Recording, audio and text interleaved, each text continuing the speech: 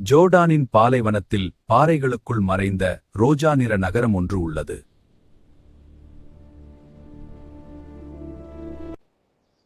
அல் கஸ்னே என்ற பிரம்மாண்ட முகப்பு ஒரே பாறையில் செதுக்கிய அதிசயம். 2000 ஆண்டுகளுக்கு முன்பு நபதேயர்கள் இதை வர்த்தக மையமாக உருவாக்கினர்.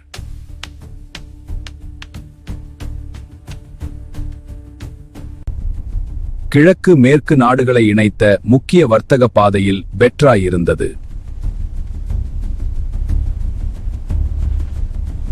பின்னர் மறைந்து போன இந்த நகரம் 19ஆம் நூற்றாண்டில் மீண்டும் கண்டுபிடிக்கப்பட்டது.